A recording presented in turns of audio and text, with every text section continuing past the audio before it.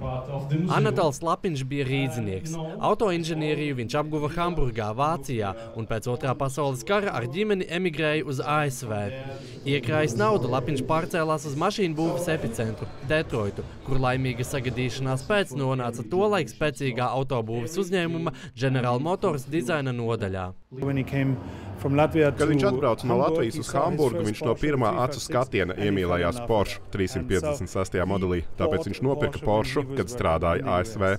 Novērtējot dizainera prasmes, viņu nosūtīja strādāt Opel dizaina centrā Vācijā, kur kādā izstādē viņš satika Ferdinandu Poršu.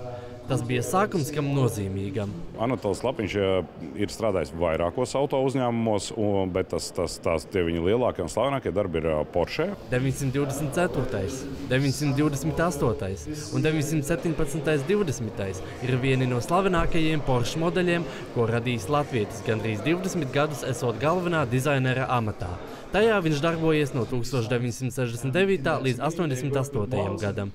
Galvenā inovācija, ko kompānijā ieviesa Lapiņš, bija dzinēja novietojums automašīnas priekšā, stāsta kompānijas pārstāvis Latvijā. Tā viena no rakstura iezīmēm, ko jūs redzēsiet gandrīz visās automašīnās, ir pagarš motora pārsega priekšdaļa, jo motors ir priekšā. Ja?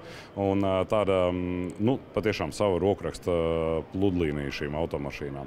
Ja nemaldos, tad Anatols Lapiņš bija viens no tiem, kas teica, ka bultē ir jālido ar asmeni uz priekšu. Lapiņš gājis pa priekšu savam laikam, un attiecīgi tā arī radījis automodeļus.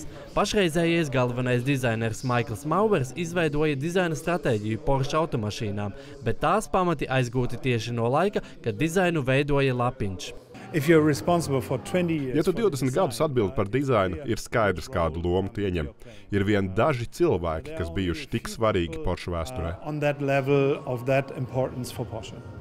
Tāpēc droši var teikt, ka latviešu dizainera rokrakstu var redzēt vēl aizvien uz ielām visā pasaulē. Artūrs Oļševskis, Artjums Kočarjans, Latvijas televīzija.